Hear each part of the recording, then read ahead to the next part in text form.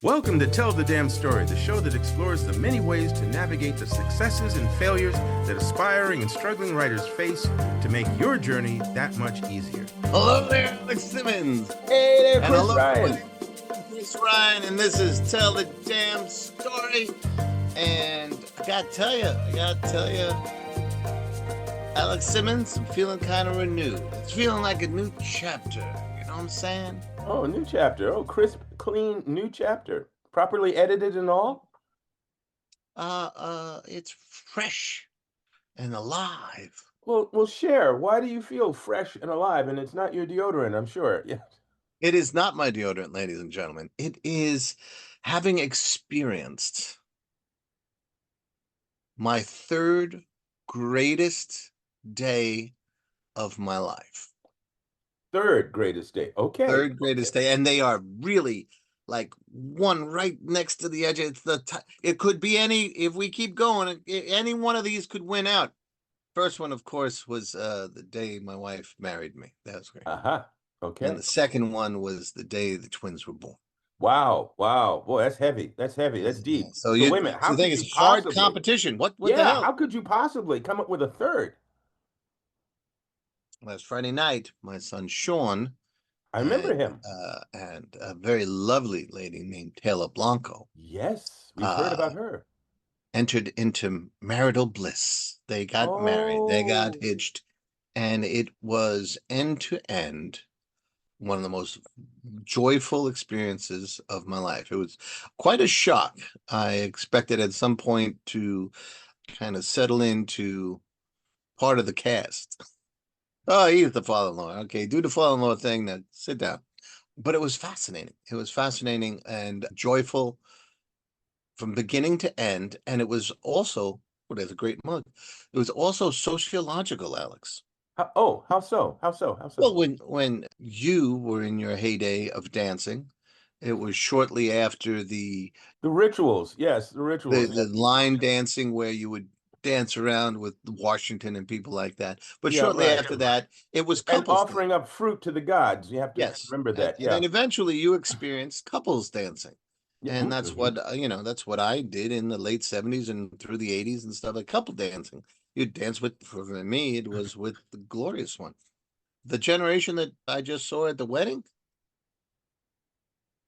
they didn't do couples dancing. Don't tell me they didn't mosh pit.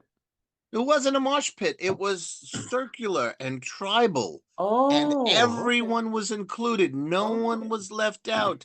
And sometimes, and by the way, the leader of so much of this dance was your own godson. Who, dude, Tyler. but the two of them I have never seen in this context because dad doesn't go to their social places that they go, right? You don't get invited to those, right? So you see them moving and dancing and pop. And there's some little clips that are on my Facebook that you can see. But it was fascinating to see this. And it was such a different form of dancing than I had expected. Now, they went through a bunch of stuff and eventually they did like Latin hour. I don't know if it went for a full hour, but that's where all the TOs and TIs got up and said, well, hold on. We'll show you how it's done. And I'd say 80, 85, maybe 90% of them were fantastic dancers. And they danced in couples and they swung and they moved around and all that stuff. And it was like going to another era to compare and then coming back to this very circular, joyful, tribal thing. It was fascinating. It was amazing. And it was, dude, I'm going to tell you something, and it might be the end of the show. Ladies and gentlemen, hold on. We're going to get to writing in a minute. My very quiet son, Sean, dipped his wife. Not once, but twice. Dipped her. Boom. And there's a picture that I've put up on social media several times. Not only is he dipping her, but her arms are around him and they are kissing. And I'm like, this is like the Times Square shot with the sailor. I'm sorry? It's like the Times Square shot with the sailor at the end of World War II. Yes, but much more joyful because I knew this one and he never went to the sea. It was the first time he did it. I was so shocked that I missed most of the cocktail hour. They had this ridiculous amount of food. There were like 4 or 5 different stations of food, and I could see it and could love it. And wow, this is great. Oh my God. I couldn't eat for like the first 20, 25 minutes. And it was because I was like, we turned the tea. Excuse me, glorious. Forget that letter you just heard, ladies and gentlemen. Didn't hear And a I would thing. say, Didn't hear it. We'll cut it out. Don't worry. I would just say, glorious. I would say, he dipped her. And she was like, I know. So, ladies and gentlemen, stories are everywhere. And every once in a while, a story that you think you know how the story is going to unfold shocks you. Yeah. And embrace it. This is the life, ladies. The twist he wasn't expecting. And that ties us in very organically to our subject matter today. Yes, but oh, well, okay. Yes, it does. Absolutely. But I do want to say this for And if you stay tuned, you'll find out what that subject right matter is. because what we're Alex going to has do is something to this way. say. We're going to do it this way. You got to stay until the end because 2 of the questions. First off, we're doing questions today. Questions another top 10 writer, emerging, struggling writer questions. We're doing that today. Another top 10. Yep, we've done it before and we're doing it again. But a couple of the questions towards the end you're gonna really enjoy or really find useful that material. So I want to bookend that by asking you a question right now because this is your wheelhouse of experience right at this moment, other than the wedding. Whatever you want to ask me, I will answer. Okay, in 1847. No. Okay. So, how are things going in the publishing promotion realm of your anthologine, your other publishing experiences? They're going in a couple of different directions. One, I find that I get calls from authors or emails from authors who have been in the book asking to order 10 more here and there because everyone is, or not everyone, but a good number of them are finding that will sell at shows they go to. Right? Cool. I am exploring and experimenting with different ways to promote to generate more sales. I need a few more weeks before I have results on that. Okay. Because So, but I by the thought, way, we're talking about Soul Scream Anthologine, which right, is a which is marvelous anthology collection of yeah. horror tales that Chris has edited, and he has actually brought together a number of different writers Well, for. over 40 authors have been in the book. We have 7 volumes. This is the latest one. Fear and Loathing, Horror Tales for a Changed World. That one, I'm actually have pushed myself to a new level with the help of Rebecca Cuthbert. She got in touch with me and encouraged me to do this. And I always, good Catholic boy, always thinking, oh, no, you can't promote yourself. That would be, oh, that's sinful. That's Sinful. much too I knew that's proud. the word. You Yep. I knew. don't be proud. And she's so great. She was like, you should submit this to, and she gave a couple of awards entities. I don't want to say contest. I don't, but Entities are fine. Yeah. yeah. And I asked her why, and she says, because it's really great stuff in there, and you're doing really great work. And you went moi. and you know what? She's right. And so I forced myself to push through and submitted some things, and there are some more things that have to be submitted. And to one that has a great reputation, one of the people who I had to get in touch with because the website told me to. If you're going to submit electronically, you have to get in touch with this person. She came back and said, why did you ask this question? So, because it's on your website and I'm doing what I'm told. And she says, you're fine. And then she came back and she says, can you explain to me what an anthologine is? And I was privately thrilled that she would be that interested. And when I explained to her that it's aspects of anthology, aspects of magazine, so to try and encourage people to see things in a slightly new way, created the word anthology. And I explained that every author gets an interview and we interview about the story, so you get a little more information and all that stuff. And she seemed satisfactory, so that would be cool. We'll see what happens, but those are the kind of things you have to keep doing, and you have to find ways to get your titles, your books in front of the people who would be interested. And I thought I had the answer to that, but it's really more of a packaging app. And then I still have to go back to do the Facebook ads and do the Amazon ads and stuff like that. So I wrote to him and said, listen, you advertise that this is going to make the sales go up, but I'm getting that feeling that I'm going to get a really nice ad that I'm still worried that I'm not going to market correctly. And they said, we can help you with that. So we'll see. We'll see what happens. So it's always an ongoing learning experience. I think each volume of Soul Scream Anthology has great stories, great interviews, a great ongoing story weaved throughout that from the staff. So there's a lot, and as it finds more and more of its audience, I think every once in a while you see this great review pop up and you're just like, oh, there's another one who understands what's happening, and we'll There you see where go. it goes. There you go. But today there's a bunch of, what's it, 10 questions, I think, Yep. from writers Yep.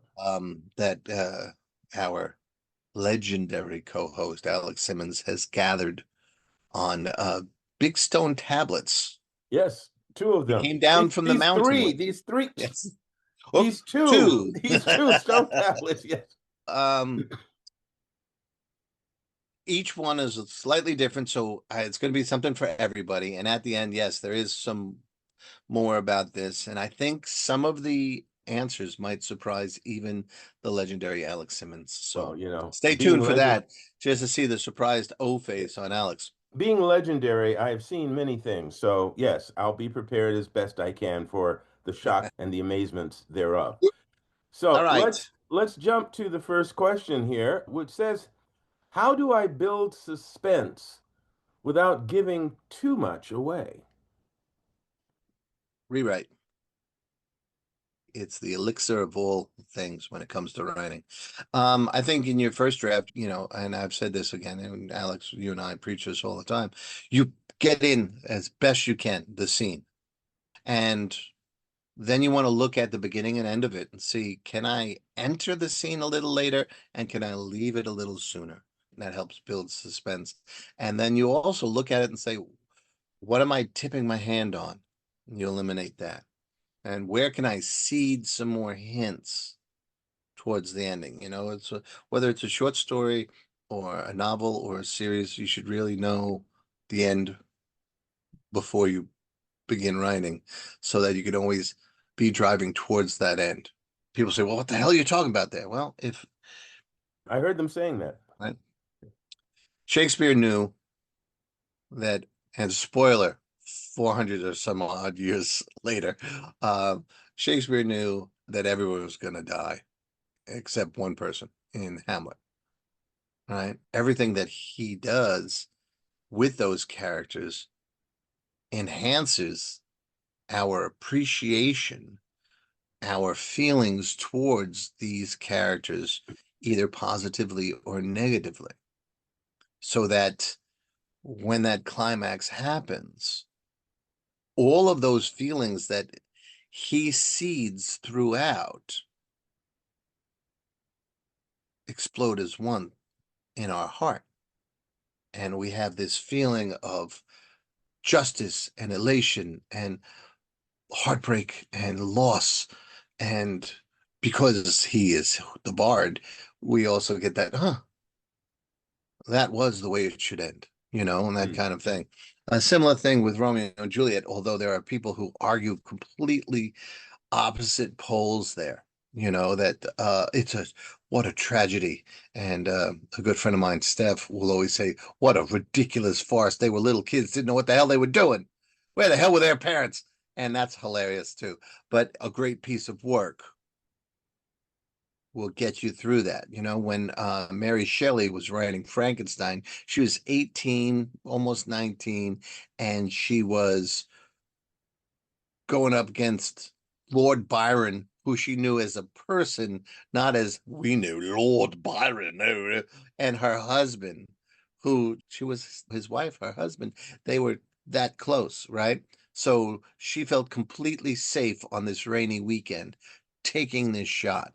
She did not write that saying, in 2025, they'd still be making films about this and they'd still be talking about it on Tell the Damn Story with my neighbor Alex as a co-host. She wasn't saying that stuff. She was just trying to tell a good story, right? I told So Mary that I would never let them know that I lived in that neighborhood, and now you went and just blew it. Okay, all right. so the scenes that she wrote, they weren't the way we read them right now. They were refined over time before she was publishing it. And that doesn't give you license to be sloppy, but it does give you license to have faith that you'll get one draft and then refine it. And that's called rewriting. And that's not punishment. That's the art. Does that answer the question, sir? That's the freedom trail. Yes, it does to some extent. I would only add this because of something that you said. Not everybody figures out the ending exactly at the same time. In other words, you No. don't always know the ending at the very, very beginning of the quest to work out the plot. But definitely having some idea at some point of where you're heading Right. allows you to focus much of the material you're working on in that direction. Right. So if in writing your first draft, you're messy, let it suck, first draft, you clumsily stumble into the ending. Now you can go back again, as Chris is saying, as we have said 1,000 times.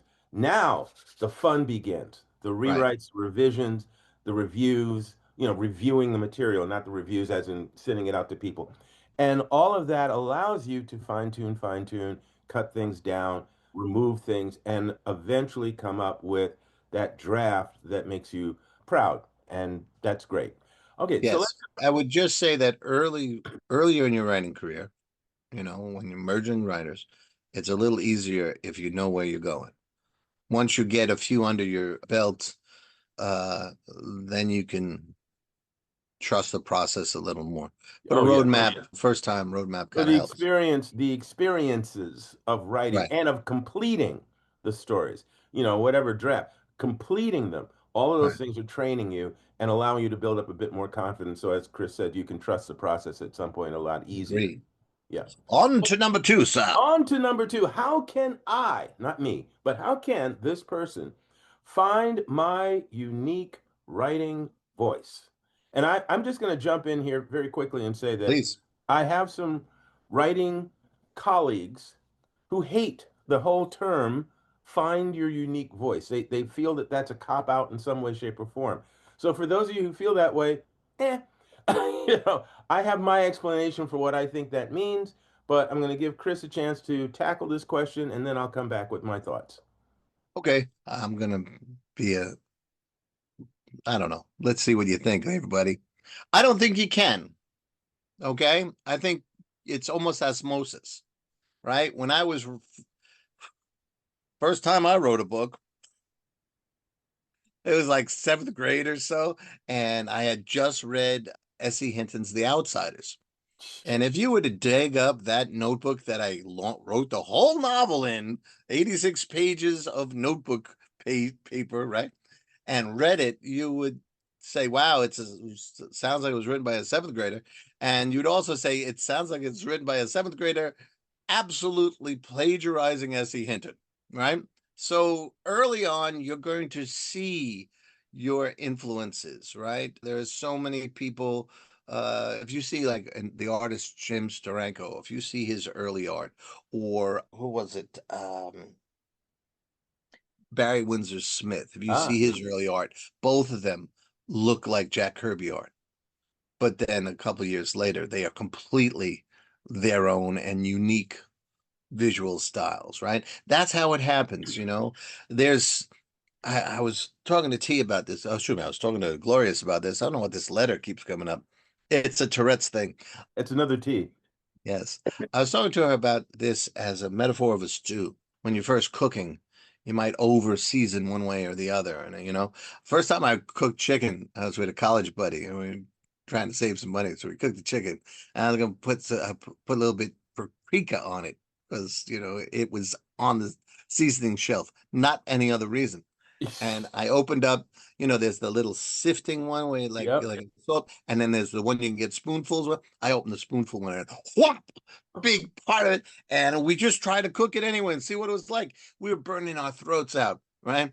Until he took the cooked chicken over to the sink and gave him a bath. And then we ate it again. This is a disaster of a meal. It was too much in the voice of paprika, right? My early stuff was too much in S.E. Hinton, or some of the other stuff might have sounded like Jack Kirby, or eventually Walter Mosley or Richard Price or all that stuff. But these days, all of that is mixed in like a stew, and more of me comes out. Same thing with all of you. Yeah, your early stories are going to sound like you're writing heroes, I have a big section of my writing history that sounds a lot like Alex Simmons with bad dialogue. But he fixed that. It's a process, and you should, again, it's a cliche, but trust the process. Keep writing. Don't write one story, write 100 stories. Joe R. Lansdale talks about when he was first writing, he was going to write a story a day. He says, it doesn't matter whether I actually wrote a story a day. I got down and I gave it my best shot. And some of them sounded like something I had read but by the time I had gone through that year, I sounded like me and those stories started selling. Right. So it's about doing it for the love of it. And then your voice comes out. There's no do these 3 steps and turn around 3 times, click your heels, and there's your voice. Doesn't There happen you that way. go. And don't forget to curtsy. Uh, I would, pardon me, I'm wrestling with a bit of a cold, so if that pops in every now and then, forgive. The only thing I would add to that is, Pretty violent show today, Alex. You have me excuse me? tackling things, you're wrestling things. It's Yeah, just I know. It's a real, yeah, we apologize for the we're working violence. out, we're working out.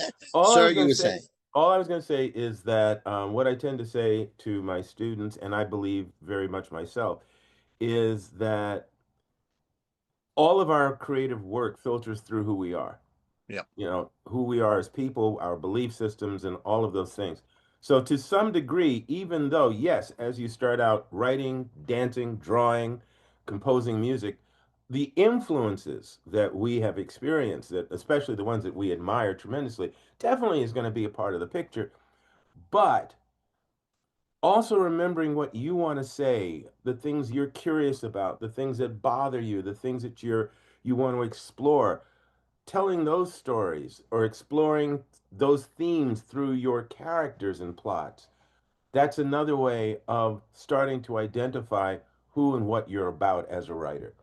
And so, again, over a Okay. period of time, that begins to become you and your voice. And who knows, years from now, you could be, because I think, was it, there's several writers who write under different pen names, and Stephen King being one of them. And so they write this genre under this name and they write that genre under another. And if you're really, really a fan, you'll read and you'll start to pick up on some style moments here and there. But still, they're telling stories they want to explore. And I think that's what's most important. What do you want to say? How do you want to say it? Right, Right. right, right, right. And you'll discover that in time. Right. And eventually you might become Stephen King, who can write in any style, in any way, and it'll be accepted. Yep, But yep, it's not a concern right now. Just right. that's right. So, What's next, speaking of Al? writing, how do I balance action and emotion in a scene? Just like cooking chicken, Ah, you're we're gonna back to do the too. paprika. Yes, You're gonna do too much first time you try it, but as you cook more, you get to balance. It's about rewriting, really. It's about you write the scene, right? You write the scene with all the energy you can, and then go back and say, well, what does it need? You know, and well, this moment it really should be handled. And when you as a writer are looking at your work and saying it should really be, and that's what it should be. You strike a balance through rewrites. You should strike a balance by serving the story. So write it the way it feels the first time. When Alex writes Blackjack, there's always a lot of setup at the beginning, and then it takes off. And when I write it, I try to shoot him out of a cannon from the first sentence, and then get him right in the middle of a big mess, and kind of pan out as we're doing, so we see what the situation is and all that sort of stuff, and then we understand why he's in a tank with little kids and a Russian guy flying through a burning forest chasing Nazis or being chased by Nazis. That sounds like pandemonium, but then when you get all the bits and pieces, it works. It's a different When I first write that, it's all about the tank and the burning forest and the action. And then I start putting the ethos, the empathy in there and the reason why. And then you find the balance. So there's a million different ways to do it. But so many people are almost allergic to rewriting, and that's horrible because that's where the magic is. In case you don't believe that, he has a shirt that says that and that sleeps with every night. But he's Right. right. I would only add to that a couple of things, couple of little short things. One, it depends on what kind of story you're telling, obviously, action versus, dialogue and that sort of thing. And mood, tempo, that sort of thing, pacing, all of those things are affected by how much action, how much dialogue. You mentioned the Blackjack story, and in particular, like for instance, I have one where Blackjack is tracking down a serial killer. And Mhm. it's not that he's a detective, but this killer has taken out someone that had gone to him for help, and he hadn't offered the help. He hadn't helped them at that Right. point, and they wound up dead. So there's a redemption factor involved here, and he's going after this guy. So for me, part of it is we need to have some sense of where Aaron Blackjack's mindset is, where his emotions are, and so I take a certain amount of time to give the audience, the reader, that sense of how he feels about what's going on, about why he's doing this. Just enough, because then I get him into the physical aspects of the story. And so Shoot him it's out of not a just cannon. bad guy, hero, they fight, he wins, boom, off to the next story. It's why. What's his goal? What's his motivation? What's to be gained or lost from this? And you Yeah. filter those things in there with the action. So you're trying to be appropriate to your story. And once again, as we've been saying, rewriting allows you to go heavy on the action, but when you come back in, you can pull it back to, Right. to where, oh, this feels better now. I didn't need that much before, and I can have some more dialogue here. Right. Or the reverse. The rewrites allow you to make the adjustments until it flows like a really well choreographed dance. Robert McKee always talked about finding the latest point that you can enter in a scene and the earliest point you can leave, and that's rewrite. And if you wrote emotion, and that's too much, well, how do I pull it back? And then you put some action in. There's a couple of people that well, then I'm doing it myself now, so let's just talk about myself. I'm rewriting my work in progress, just being more on this path. I'm being more conscious of what we can see the characters doing, because you can get caught up in the dialogue of a scene, Mm-hmm. and then when you go back, it's just two people really in a white room just talking to each other. You haven't created the world. You haven't made the move. So okay, what kind of person is this? So one woman, there was two women, a mother and a son, a mother and a daughter, and a new employee. Happened to be an expert in his field. So hot in his field that he could be his true Brooklyn self, and no one would, because he was that good, right? Mm-hmm. So in reading it, They sounded different, but they just looked like they were standing there. The mother was more interior, so there was a lot of looks over the eyebrows or over the glasses and raised Hmm. eyebrows. And she's very interior. Because he gave this, he went there, raised his hands, and gave the little closed fingers. Hey, what are you doing? What's the matter for you? And that kind of thing. And those little things, and especially this 16-year-old point of view character watching the two different ones, you bring it to another level. And that again is the beauty of rewriting, Yep, you know. absolutely. Okay, we're going to pick up the pace just a wee bit here. The next one. What's the secret to writing a great, you ready for this now, Chris? A Mhm. great first line. That matters entirely. It depends entirely upon the writer. I know writers who will torture themselves about getting that first line right. I am not one of those people. I will just start anywhere because I know when I look at it, I'm going to, well, it needs this or needs that. And then my first line kind of comes in a rewrite. But some people really need to have that first line. There are Facebook pages and websites. You just search first lines, great first lines, or your first line. And there's whole places that celebrate that. It is very important. I want to get into telling the story. I know I'll eventually get to the first line. But some people, it depends on what you want it to do. I eventually get to the director level of the edit where I'm seeing how it evolves. And then you might, am I am I starting in close on an eyeball and going out to the full scene? Am I craning down to the scene? Is it, I opened a scene one time, opened a whole, what could have been a book, but with a guy having sex with a girl. And a good friend of ours, Carol, it's like, it violated the entire genre that you were doing because it was too much. I said, but I wasn't graphic. She says, he was in her. I was like, that's right. He says, but on page 2, he's running out of the house. The husband had come home or whatever, and he's running out of the house, putting his one leg on his, and running, and that comedic open there.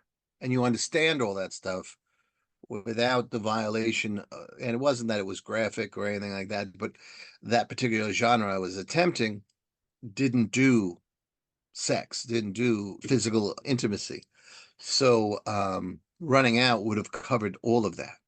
Hmm. And that's Hmm. part of the beauty. So you cut out the first page and a half, 2 pages, and that's where your story begins. You have to be willing to recognize the first line when you see it, because it may not be your first line. It may be your 32nd line is your first line. I would say very quickly that, and this is just my philosophy on this. I don't worry about a great first line until I've worked on that script, pardon me, and gotten a lot of it, a lot of the work done on it. Until I'm Mhm. much more comfortable where the story is. I'm much happier with who the characters are. I really like a lot of the dialogue, and I've found a number of the glitches and problems and omissions and things like that. Because then I'm getting almost like a satisfying meal. I'm getting a full picture of the story that I've been trying to tell. I am close to having told that story. And then I can, feeling that experience, enjoying that experience, rolling that story through my head, I go back to the beginning of it and I look at it with, is this where I want it to start? Or is this how I want it to start? Or is this what I want the audience to first see? And I feel like being more, for me, again, being more familiar with the story, that tells me how I want to open it. I That agree. gives me a truer feeling of how I want to open it. Yep, Yeah. I agree. Oh, yay! I Love got it. one from Chris. Yay! Okay, that means I can continue doing this. Okay, let's go on to the next one. Next one. Question number five. What makes a short story satisfying? And I found this one an intriguing question. So let's see where you go with this. I go to the gift of the Magi, right? Oh, something. I forget the author's name. But Yeah, right. Him. Yeah. Oh, old something. Old oh, oh, Hank. oh, no, it No, was that's the not it. letter O. I Yeah, forget it. I forget his oh, Oh, oh, Henry. Oh, Henry. yeah, Oh, yeah. Henry. That's it. The candy I think bar. that's his name. Yeah. Yep. But in any event, very quickly, a new married couple, wife has long, beautiful hair, and the husband has a pocket watch, and they don't really have much else.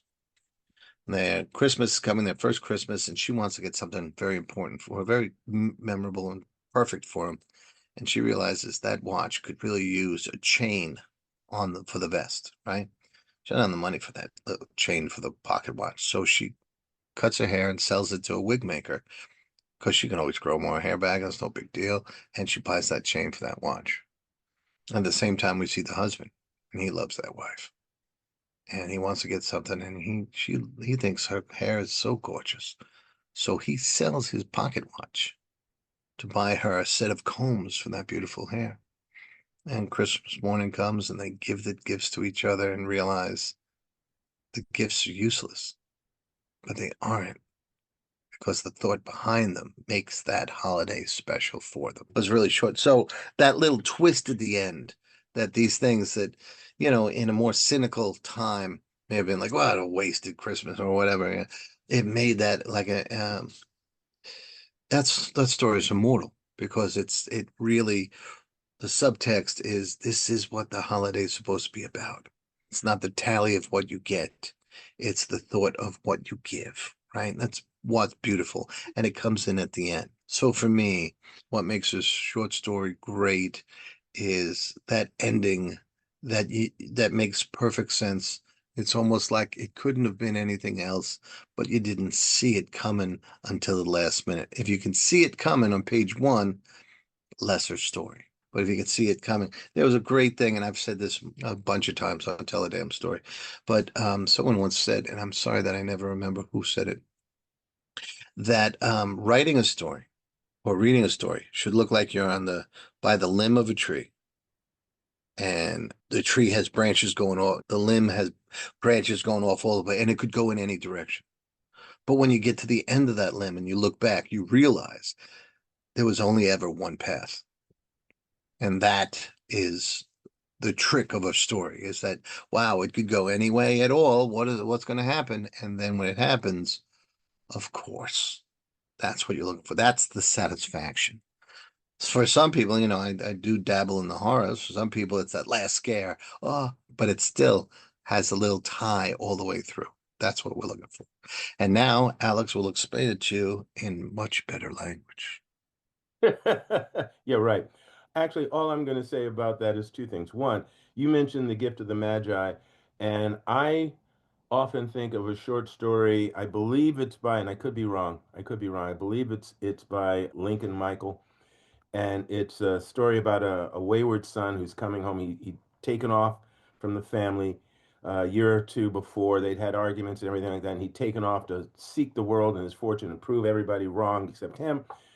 And over that time period, he realized he was a jerk, and he wants to come home.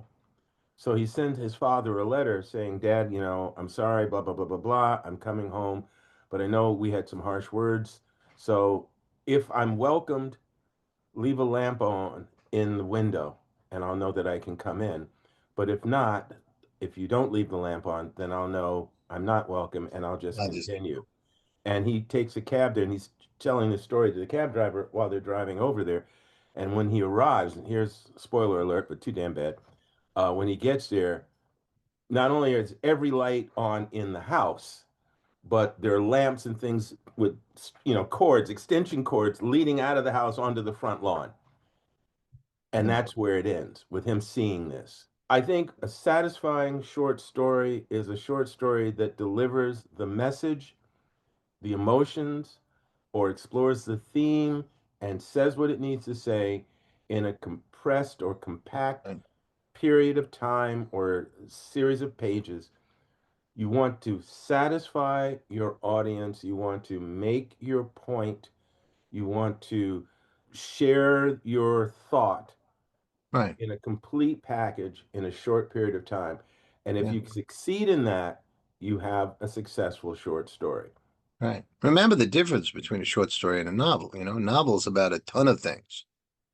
Short story is about one thing, Yeah, one moment, one emotion, yeah, one change. That's it. yeah. That's it. And short stories, I often tell people, especially emerging writers, young writers, people starting out, why do you think about a novel or a screenplay? You can do a short film, you can do a short story, you can do haiku Yeah. or short poetry. You don't have to start out with 85,000 words. You can start out with 500 words. Yeah. What is it? Ernest Hemingway, For Sale, Baby Shoes, Never Worn. Yeah. And you're Six done. words. Six Yeah. words. And that's a story. And every time I tell somebody that and they think about it, they come to a conclusion based on those 6 words, why Yeah. it was written that way or what that message was trying to say. So, yeah, it really is about that one thing. What are you Yeah. trying to get across? Do it successfully, and you'll have a life as a writer of short stories if that's what you want to pursue. I think screenwriters should, as early in their development, as an exercise, should write commercials.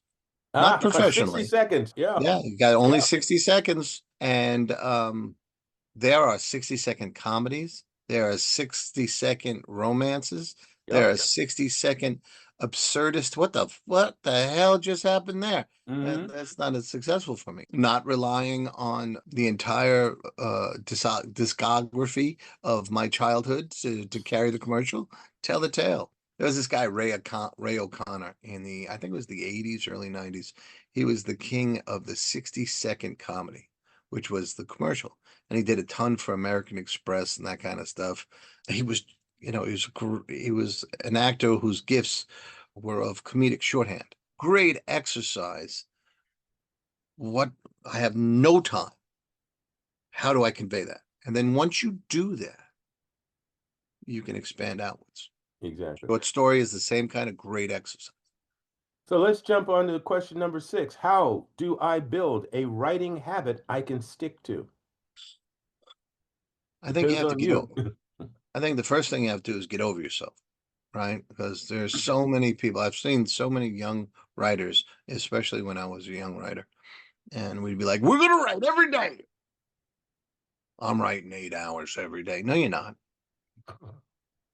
Not in the way you think when you're first writing, right? And the best way to start a habit is to look at your life, right? All right, Monday, I'm starting a writing habit. No, don't do that. Monday, start taking notes on your life. Where can I get some writing in? What opportunities? You're like, well, I got to get up. I got to go. I got to catch a 6 train all the way downtown. I get my job. Yeah, what are you doing on the 6 train? That's 45 minutes to an hour of writing time, brothers and sisters. Lunch. I hate eating with those other people. Don't eat lunch with your story. So you could have right there, if you take the train down to work or the bus or whatever, however long that is, writing time, right? Lunch, stay in your classroom or stay in by your office or go out to, some quiet Coffee shop, place. restaurant, whatever. Yeah. Bam. And so it goes from there. I preach a lot that a lot of writing goes on away from the laptop, right? You might get the idea, and then I take them out. I take them out shopping. I take them out mowing the lawn. Back in the days when I mowed the lawn, it's all working in here, and you're envisioning. Joyce Carol Oates. I've told that story a million times. She used to get the idea and go running, and when she took her first step running, was the first image, the first moment of the story, and she would run as she was telling herself or seeing the story in her head.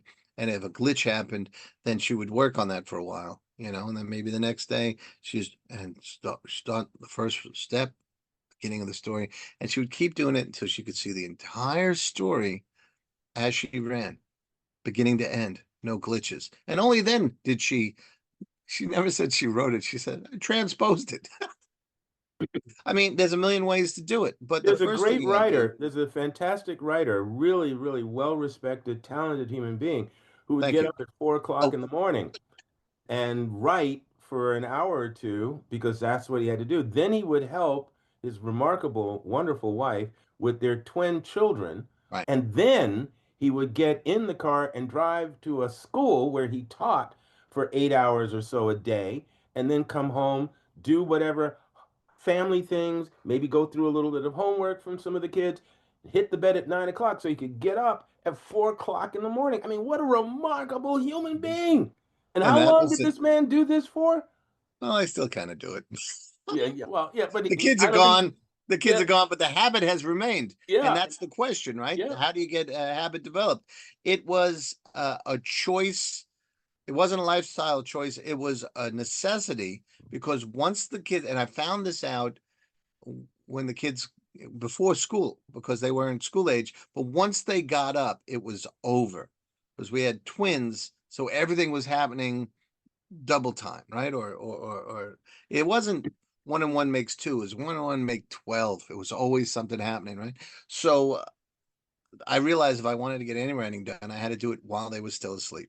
And that's why I started getting up at 3, 4 o'clock in the morning and doing all that stuff. And once we put them to bed and got them to go to sleep, right?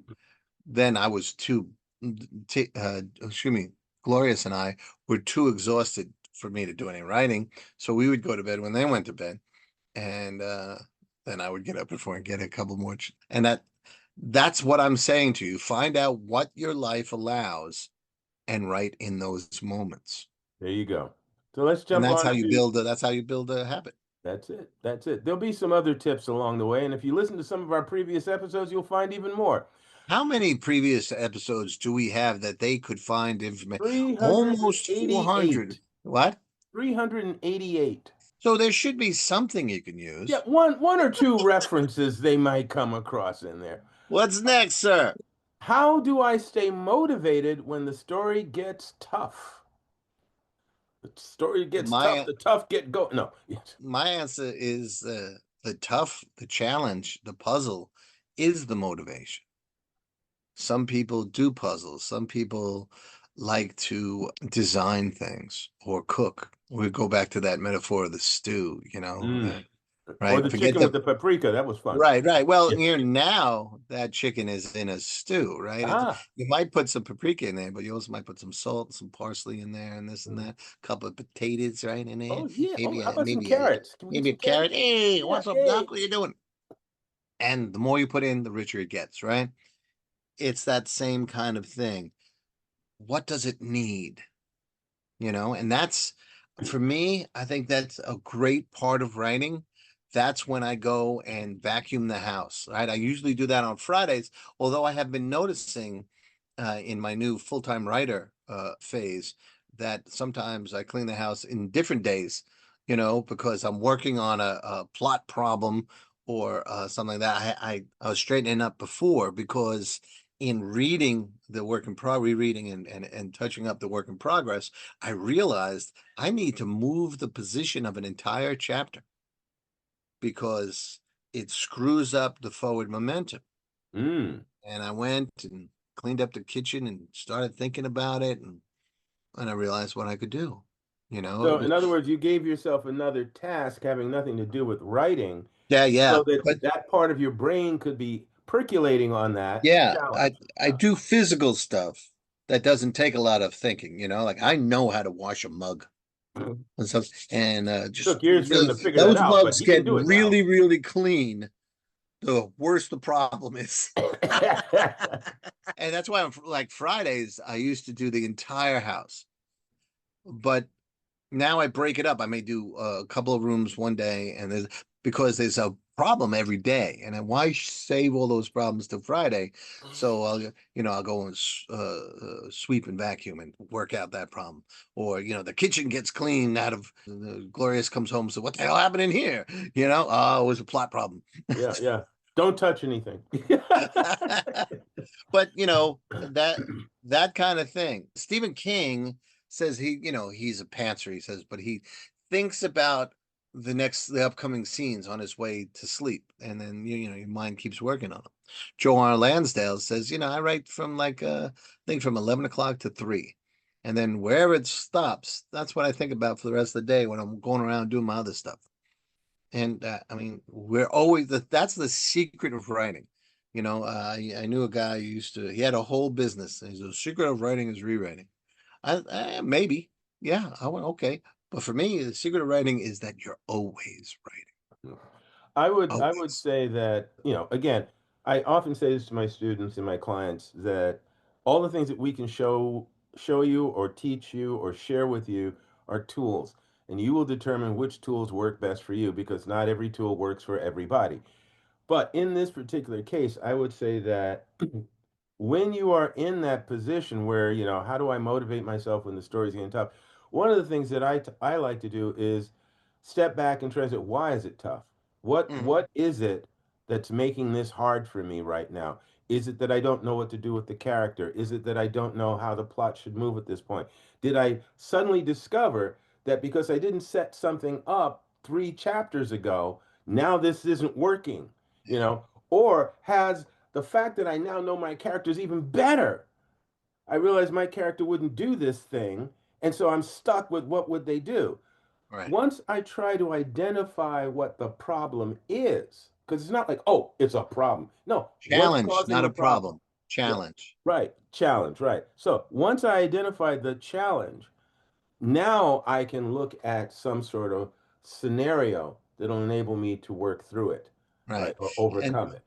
the reason I push the word challenge is because if you think of it as a problem, and you allow yourself to think of it as a wrong or a mistake, Mm, those are negative and they don't help the story and they don't help the author. A challenge is something you can work out, yeah, that's true. right? That's true. What does it need?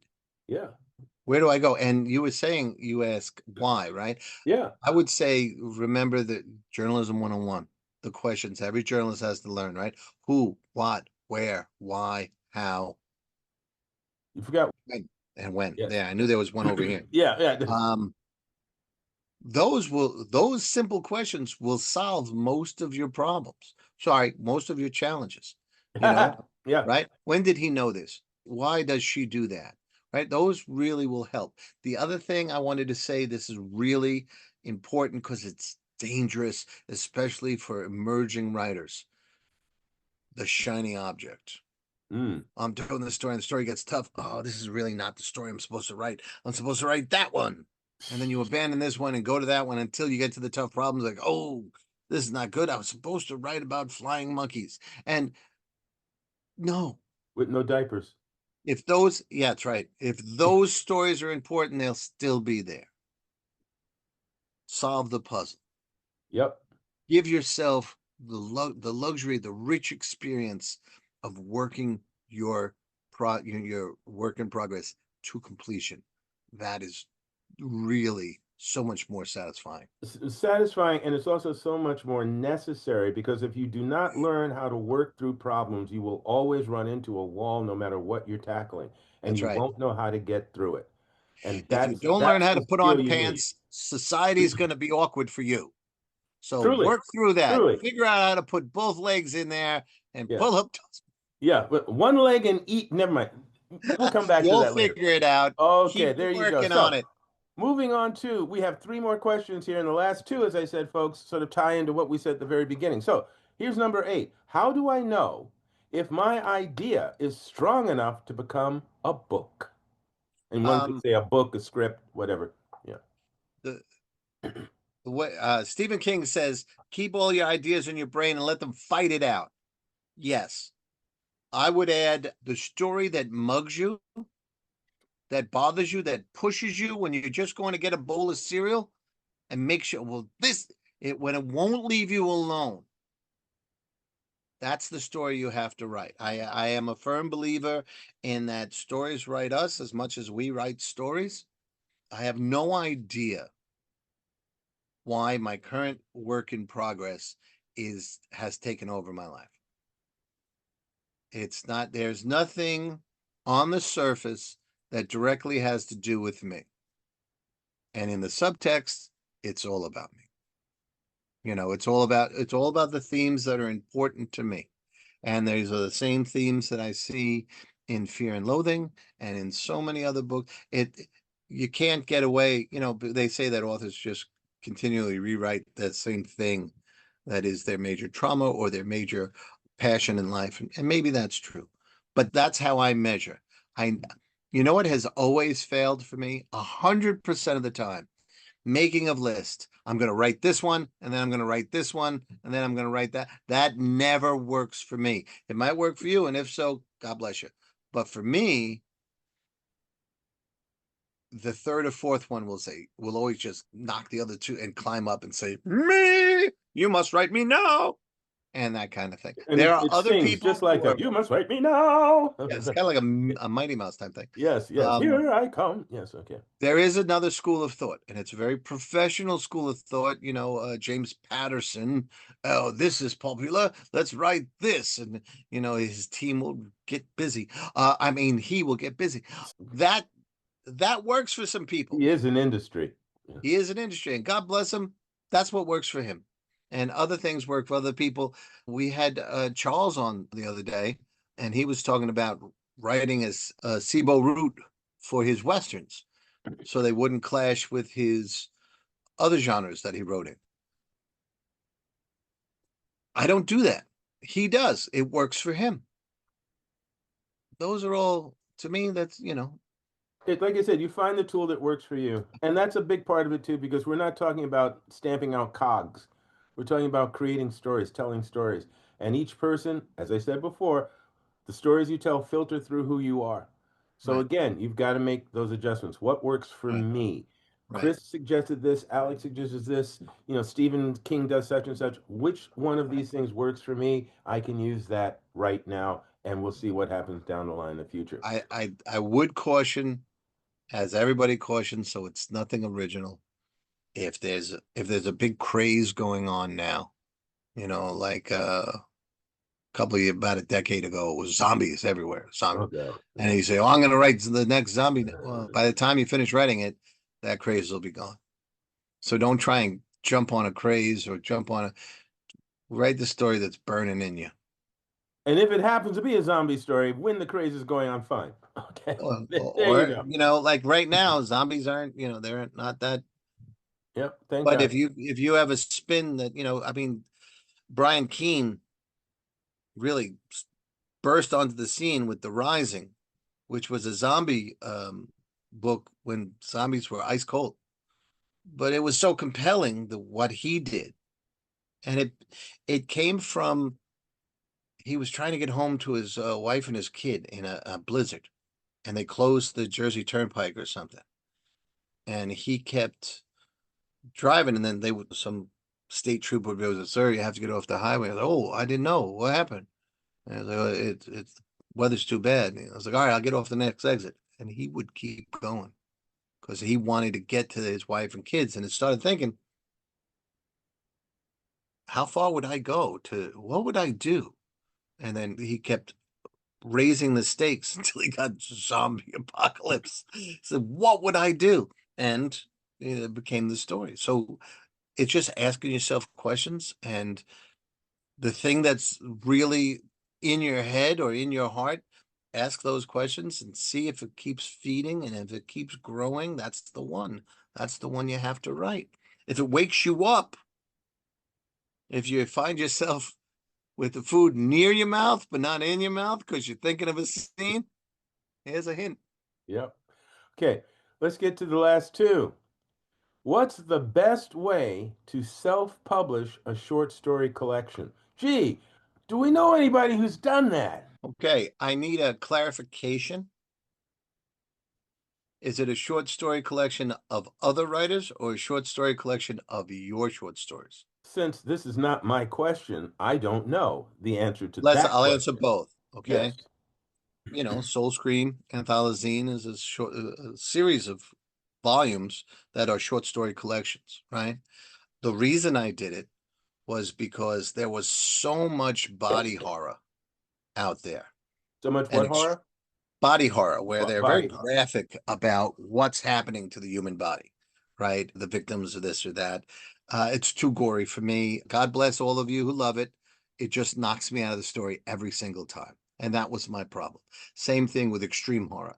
When it gets to a certain level where it's all detail and it get knocks me out of the story. So I said, well, what do I prefer? What do I want to see out there? And I wanted a collection that you could read and enjoy, but if your nephew or your niece saw it, or your neighbor, your teenage neighbors saw you reading it and said, "What's that?" You could hand it to them. Because that's how I got introduced to Stephen King. I said, "What's that?" And they handed me a copy of Night Shift, or a short story collection. And I also saw in Warm Rats. A lot of people, there's an archaeological find here. Warm Rats was a stationery store that also sold books and whatever else. But I would go in there. I was a book junkie, so I would go in and look wherever books were. I was looking, and there was a book there called Primeval, and it was all the people who became superstars, right? And they all had short stories in there. And Prime Evil. This is the I wanted to see what this was like.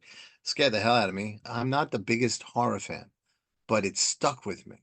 I wanted to create something that people could read and enjoy and pass to somebody else without having to warn them about stuff. Like, now this would be safe. And then I also, whenever I read a story that I really liked, I wanted to know more than that little paragraph about the author. And that's where the idea of author interviews, Mm-hmm. which was kind of magaziney. And then I realized if I put my byline on every author interview, it would be boring as crap. So I created an entire staff that give them all different voices, and one idea follows another. So that's them. That's doing it with other authors. The answer I would give for a collection of your own short stories: don't self-publish a collection of your own short stories. Keep writing short stories and keep sending them out and getting them published in a bunch of different places until some other guy or girl or whatever comes up to you and says, "I have a publishing company and I like your short stories and I want to publish a collection of your stories. Can you do that?" And then say, "Hell yeah." Because it's someone else then spending money on your stuff. Okay. That's Okay. that's the answer I would give. I I I, Right or I just wrong, I I just look want to forward to your cards and letters. yes, I just want to go back just to get a little bit more clarification on. So the question was, what's the best way to self-publish a short story collection? And you talked specifically how you put yours together. Right. The long So What so I meant just by that just in is a sentence or so, what would you say would be the steps? become first, get an idea that you don't see out there. That's the short version of what I was trying to say. Then most people do an open call, which is like inviting an avalanche to fall on you. Okay.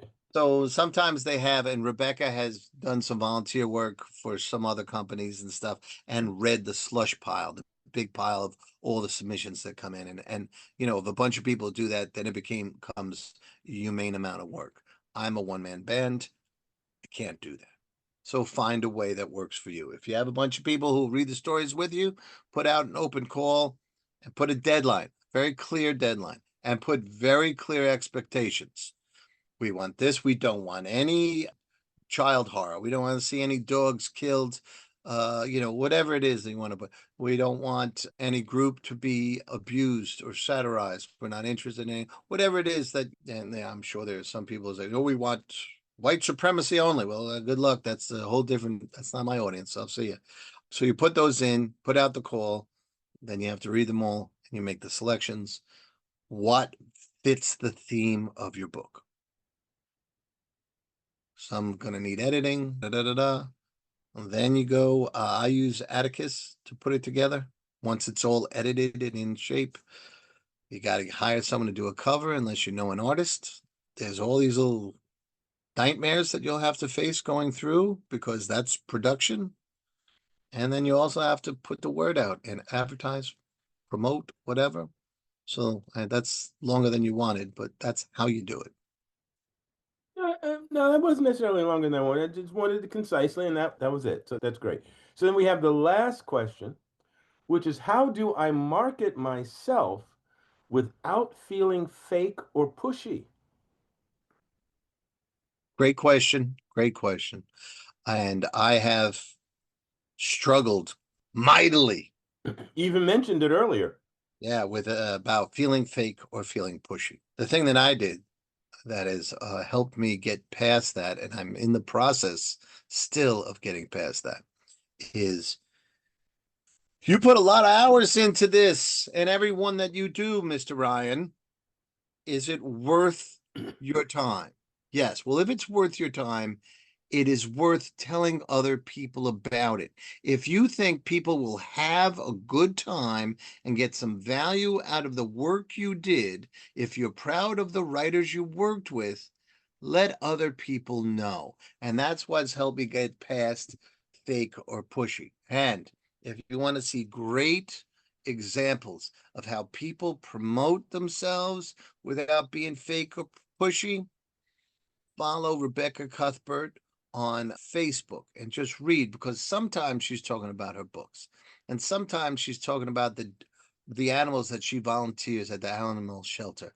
And sometimes she's talking about her own wacky pets in her house, or cooking this, or canning vegetables and all that. And you get to realize this is a real three-dimensional person who also tells stories. And you get to hear her tone of voice and learn a little bit of who she is, and she's a really likable person. Damon Manx is another person. You can see him on YouTube, on what is that? Hold on one second. TikTok, Instagram, Instagram. TikTok. Yeah. He every day he asks a musical question because he loves music, right? So he's not promoting his great book, the series The Ojanocks, right? Or his other great books. He's talking to you about name a song that has love in the title, or name the great wedding song that you wouldn't think was, or a song that starts with the letter G, or just anything like that. And it just gets people to think, and he gets a lot of comments in there, and it's a lot of fun, and it's promoting who he is as a real person. And then you find out he writes books, and you're like, well, I want to see what this guy, I love what he does with the music. What would he do with that? I want to see that book. So those kind of things. I am starting to do that. I have a Substack page, I guess, or account, whatever. And Sunday, Monday, Tuesday, Wednesday, and Thursday, I have a different feature that I put out each day. Right. And it's all experimental. Matter of fact, I put a poll in last Wednesday's newsletter and asked what's working, what's not working. But Sundays I do an opinion piece because I used to be in journalism. So I do an op-ed, not slandering anybody, but asking questions. Mm-hmm. Monday is Music Monday.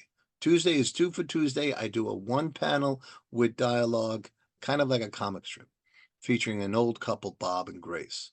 Bob is kind of sweet and asks questions. Grace is really sweet, a really sweet assassin. Wednesday is the newsletter, and then Thursday is pop culture. I did my very first pop culture one just this past Thursday on Guillermo del Toro's Frankenstein. Are they going to garner me or earn me a bigger audience? I would hope so. I share all of them on Facebook, Blue Sky, Instagram, etc., and so forth.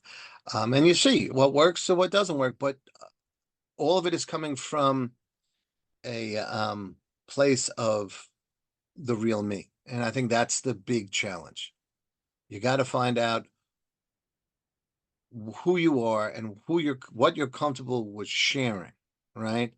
If you oversell, you turn people off. If it's always this book, you turn people off. Or this, whatever it is. Buy this protein, it's going to de-age you, or whatever it is, right? If you do that all the time, you're just another shill. But if you show people who you are, that might be the door in. See what you think. Very Alex, what good. is your answer on this whole? Uh, First, thank, thank be you. born Alex Simmons. Thank you. That was great. And we'll be back next week with No, I mean, 99% of what Chris said, I will agree with. The bottom line is be yourself, be your authentic self. If you are uncomfortable promoting your material, even though you think your material is worthwhile, then you need to find somebody who can do it for you. And that can be a friend, somebody who helps you write it in a way that you feel comfortable putting it out there. Mhm. Otherwise, yes, it's on you to recognize the value of your work and to let people know it's available. Yeah. And again, speak authentically. Don't worry about, being Madison Avenue advertising agency kind of thing. Be who you really are. Share the work. Pick a schedule because I mean, even back before social media and everything, there was a rule of 13. It's like people had to see something 13 times before they acted on it. So know that, okay, if you're only going to promote your work once or twice a week, what day? What days? Like it's going to be Monday, Right. Wednesday, or Wednesday, Friday, or Saturday, Sunday, or whatever it is. And then just keep doing that. Keep it simple, keep it authentic, and keep it consistent. And at some point in space and time, as Chris was saying, if you want to share more about yourself or the process or, get more people involved and make it more human, perfect. Otherwise, pick a schedule, be consistent, be honest. Okay, Word. that Word. winds up our episode for this week. Hi. We hope that some of the stuff was interesting. Please let us know in the comments. Yes. If there's stuff you want us to talk more about, if you want us to talk less about, is there something? Do you want to see Alex sing opera? He usually doesn't, but if you ask politely, he will He will do it. And turn you down politely. holidays are coming up. Holidays are coming up. You really haven't lived until you see Alex do the opera version of A Christmas Carol. It's beautiful. It's a one-man show. He's really great at it. So you should in the comments you should request that, and we'll do it as a Christmas show. He'll be great. And think of the second benefit. I'm not in that, so I'll just be Tiny Tim going, yes, Yeah, that's wonderful. Thank you very God much. bless us, everyone. Yeah, that's And right. the rest will be Alex. The So you Christmas should you pudding, should yes. write down and request that now. Gee, thanks, Chris. We'll be back next week. Maybe only one of us. But we'll be back next week. And yeah, definitely everything that Chris said, aside from, since he said all that, I'll say, don't forget to like and subscribe to this so you get more of us, including the Christmas special. But also, please leave your comments, leave your questions. I got these questions, send me some more if there's something we haven't touched on so that we can tackle it for you. And also, we're going to have at least 2, 3 more guests on before the holidays run out. So who knows? You'll have an opportunity to have your question answered by more than just Chris and I, although what more could one ask for? Okay. That's it. Chris, as always, a pleasure. Thank you so much. Peace. Love you, brother. Take care, man. Bye, everyone. Be good. Keep Bye, writing. everybody.